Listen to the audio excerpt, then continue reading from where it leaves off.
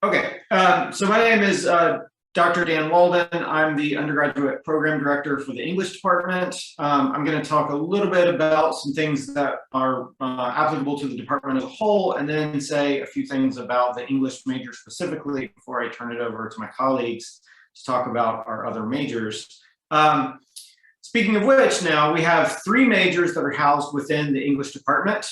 English literature, which is the English major, if you think about kind of a traditional English major, professional writing and rhetoric, and linguistics. Those numbers are the number of majors we have currently.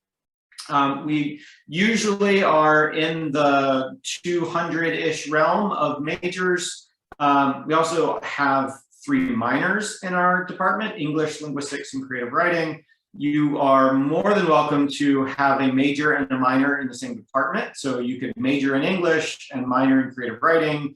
You could major in professional writing and minor in linguistics. So any of those combinations are open to you. You can also have double majors or secondary majors if you're interested in more things. So that's something that's open to everyone. We have about 41 full-time faculty in our department. We've been on kind of a hiring boom in recent years, and we've been able to bring in some really kind of fantastic new faculty from a wide variety of perspectives. That's something that we're always aware of in the English department here, trying to diversify our faculty, the kinds of courses that we're able to offer, and the kind of perspectives that we're able to give to the students. This is benefited by the fact that our courses are relatively small. We have a lot of faculty and a relatively kind of a solid but smaller number of majors, which means that our major level classes are never going to be more than about 20 people. For the 3,000 level classes, we tend to cap them at about 18. And for the 4,000 level seminars, we try to keep them between 12 and 15. Very often you'll have a class of 10 people and the professor. So you really get an opportunity to have some good in-depth conversations, exploring the themes and the perspectives and the literatures that you're reading, getting to know your fellow students, and the faculty around them. All of your courses will be in our building. Carroll Science is a beautifully unique building on campus. All of our faculty offices are in that building. All of the major level classes are in that building. So you'll run into faculty all the time. You'll see the same students going from classroom to classroom, and it really helps develop a sense of community within the department. Some other things that you might be of interest in the department that we offer: Sigma Tau Delta is our National Honor Society. Recently, we've had Sigma Tau Delta members give presentations at the National Sigma Tau Delta Conference. So if you're interested in presenting, getting experience, presenting at conferences, working on papers for class and improving them to present, this is a great opportunity for that. Dr. Tara Foley, who you can find on our website, is kind of our faculty sponsor for that. So she's a great resource if you have questions. We have a literary magazine that our department runs. It's entirely student run from top to bottom. We have faculty mentors and sponsors, but the students do everything involved. So if you're interested in learning about the publishing industry or getting into editing or marketing even, the Phoenix is a fantastic opportunity for you to get involved with that. As a whole, kind of the questions of why we study literature, you're welcome to read these. I'm not going to read them out to you, but I will say that literature is one of the few ways that we can really get a clear perspective of other viewpoints and kind of develop empathy for people outside of ourselves, which is more and more important in today's world. That ability to empathize and understand perspective is valued by employers from all walks of the business world. And so those aspects of the English major of studying literature will make you a kind of more well-rounded citizen to help you land the kind of jobs that you might want when you graduate. The degree itself is 36 hours. You have your sophomore level classes that are part of the core curriculum as well. Your junior level courses are surveys that give you a foundation for the more specific senior level courses and elective courses that you'll take towards the end of your degree track. We have a wide variety of electives that we tend to offer. Some of the ones that we've done recently are things like women writers classes. We have course that I did a couple of years ago on literature, medicine, and public health that I was actually teaching the semester the pandemic hit, which was a really kind of unique and interesting way of moving through the world when that first happened. We also have a number, these kinds of courses are kind of one and dones. We have some that we do on a more regular basis. We have, for example, a Harry Potter class that's incredibly popular that we'll do occasionally. But for the most part, our special topics classes are kind of unique opportunities to take a course. And so you kind of need to be ready to sign up for them whenever they come. In addition, we have some study abroad programs that are more or less housed in the English department. The largest is the Baylor and Oxford program, which is a summer program in Oxford, England. You can satisfy a lot of your British literature requirements, the 2000 level ones, or some of the 3000 level courses if you're an English major. We also have a Baylor and St. Andrews program that English faculty run on a regular basis. We have relatively new Baylor in Peru and Baylor in Argentina classes that some of our linguistics faculty have run recently. So if you're interested in studying abroad, there's a wide variety of options for you there. One of the biggest questions, and this is what I'll leave with, that we get as English faculty is, what can you get as an English major? And this question comes from parents and students alike, because I think there's a stigma about an English major as this kind of like humanities thing. The reality of it is you can get a job in any field with an English major. As an English major, you learn how to read often dense material that you can synthesize and then explain through speaking or writing to a diverse audience. These skills are widely appreciated and kind of looked for by employers. Some of our recent majors have gotten jobs in all of these fields listed down here. It's the analysis, the ability to construct an argument, to do kind of literary research. All of these things are widely adaptable to the business world and can open many, many, many doors for you. So please do not feel like, as an English major, you are setting yourself up for difficulty finding a job when you graduate. With that, I'll say I'm happy to answer any questions. My name, Dan Walden, you can find on the Baylor website. But for now, I'll turn it over to my colleague, Dr. Mike DePalma, to talk about the professional writing major.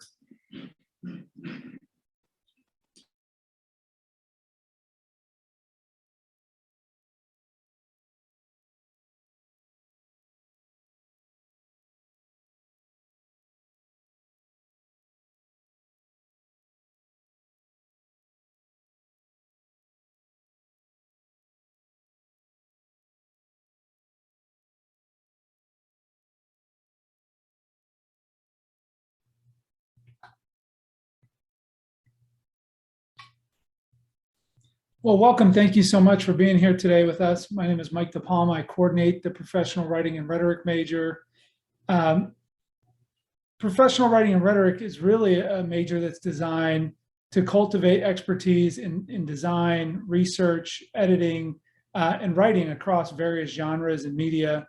And so, you know, as many of you understand, right, writing in our information age mediates much of what we do in professional life, whether you're in medicine, in law, in education. You know, writing is really how we relate to others, how we organize the work that we do. And so in terms of our major, our, you know, several goals are kind of at the forefront. One is that we really want to develop versatile communicators who are adaptable and are able to reshape their writing knowledge, their practices as they move across different contexts, genres, audiences, purposes, media. Writing is not something that you learn once and then statically import, right, as you move across situations. It's something that you have to continually relearn and reshape as you kind of assess what the writing situation calls for, and then figure out what decisions you need to make in order to best adapt to those various dynamics in the context. So one of the ways that we do this is by giving our writers lots of experience with different kinds of writing. So social media writing happens in our new media writing and rhetoric class. Students will do persuasive essays and construct arguments in writing for social change. In creative nonfiction, they'll be writing memoirs and literary journalism pieces. In courses like technical communication or in professional and workplace writing, students will be doing things like grant proposals and report writing. We also really want students to be equipped to be innovative problem solvers. So writing is a process of problem solving, right? You're making decisions, again, about what's suited to the given situation, right, that you are facing as a writer. And so part of what really is required in order to make informed decisions is to have deep knowledge about what writing is, how it works, how it functions.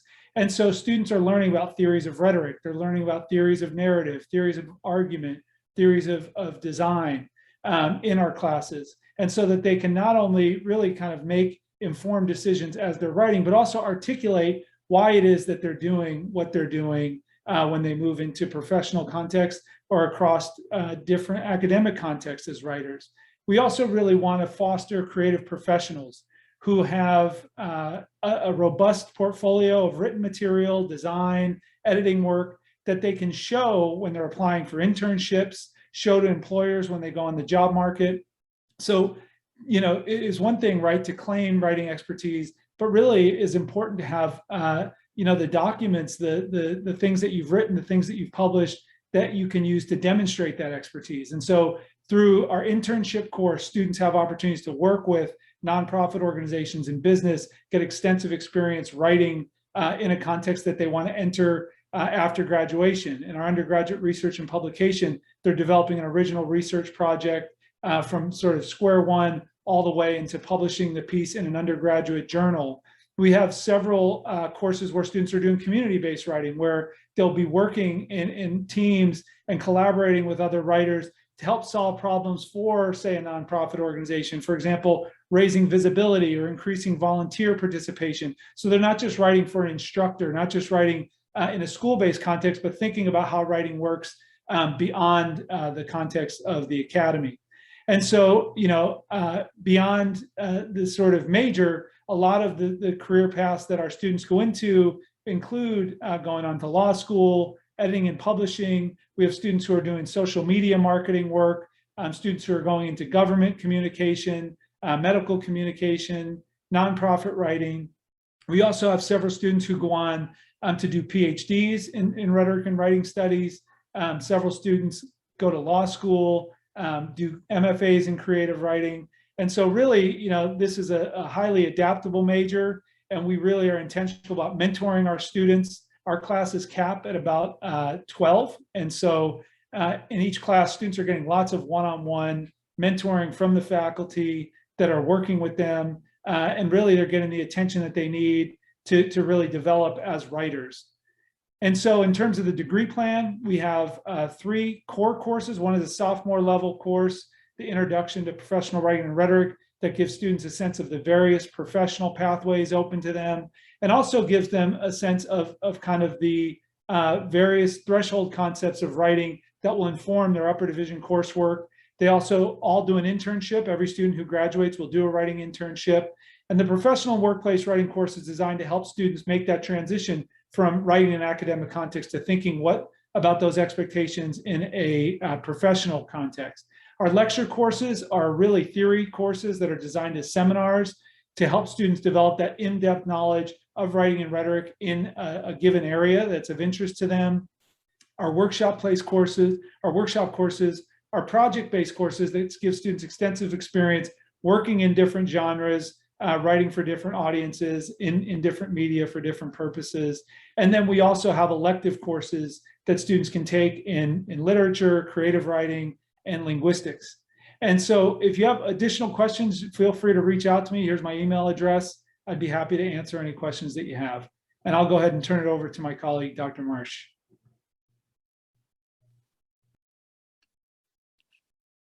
Thanks, Mike.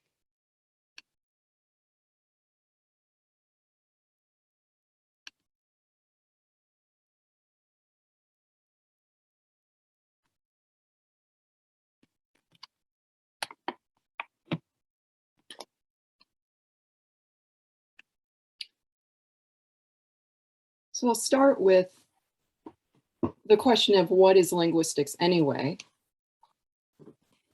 It's a study, really a scientific study of language as a system. And if you think about systems of the body, how we have multiple systems and they all have certain rules of the way they work together. The parts of each system works together, and then those systems work together as a larger system of the body. That's what we're doing in linguistics, is looking at the different systems, with sound system, the system of generating syntax or sentences, the system of rules that govern how we build words, principles of discourse, how we carry out a reasonable conversation.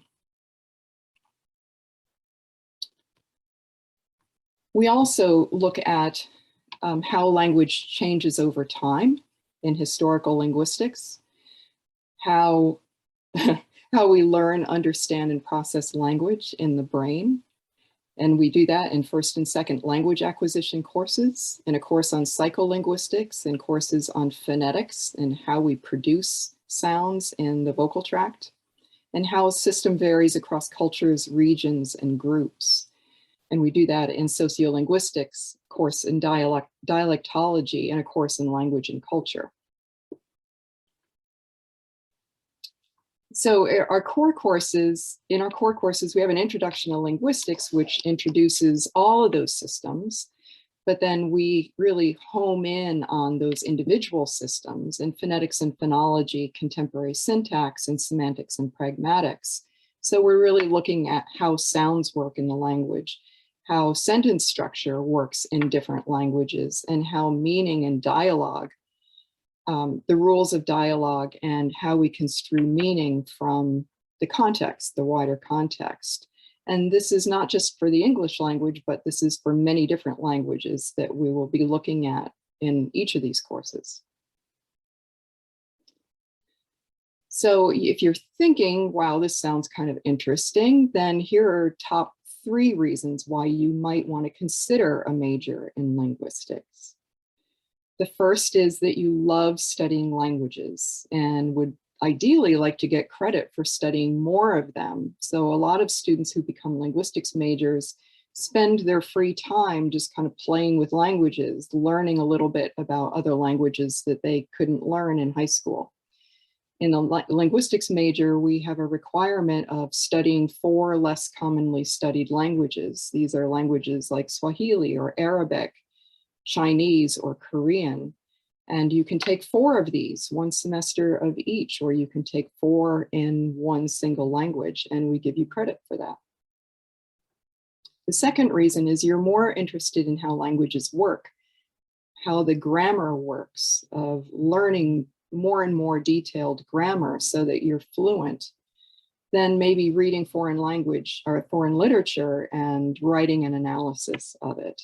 I love reading foreign literature, but I really didn't like having to write papers on analysis, literary analysis, when I was in school. The third reason is, you want to study abroad in a foreign language where you're going to be using the foreign language every day. And you might even want to use that foreign language or another one in a career. The top skills that linguistics majors come out with when they graduate that are applicable to career situations are critical thinking, problem solving, analysis of pattern and structure, that is recognizing patterns in new data.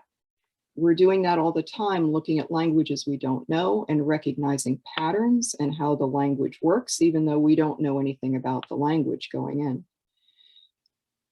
To make a claim about what that pattern is and how that structure works, we are building and supporting an argument. This is great, a great practice, a great skill to develop for all sorts of careers. We develop cultural sensitivity to and appreciation for different varieties and dialects of language, as all of these are viable languages, viable systems of communication, and therefore valuable in the cultures of the world. Our degree plan, we have a major and we have a minor. Our degree plan lays out a system of 9 courses in linguistics. That's 27 hours. The BA requires 3 semesters of language, and linguistics requires an additional 4 semesters of those less commonly studied languages I mentioned. Those less commonly studied languages aren't required for the minor, but the minor has the same core courses plus some linguistic electives on top of that.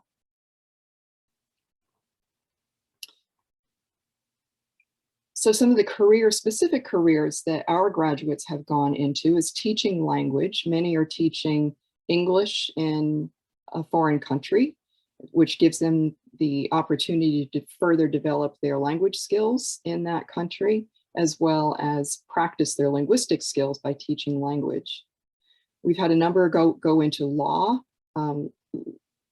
Language is so important for the law, and being able to really recognize fine nuances of detail in dialect, in structure, is very valuable. There's a whole field devoted to it called forensic linguistics. We have some language and speech software writers who have gone on to study computational linguistics and are using the principles of linguistics in software development. Translation and missions, we have a number of students who have gone on in the mission field, and some of them do language documentation or Bible translation in languages that don't have a Bible translation yet. International business and aid organizations. Again, if you study language and culture, this gives you special insight into how different cultures encode their culture in their language, and gives you sensitivity to that difference between English and how another culture would encode their culture in their language. And there are so many multiple careers that value analytical skills, problem-solving skills. You are well set up to go into so many different fields from here that I didn't even list them here. So when I studied linguistics at Baylor, as both Dr. De Palma and Dr. Walden were saying, we have small classes. This is an intimate program, a small number of majors. It hovers around 30. You won't get lost in the crowd.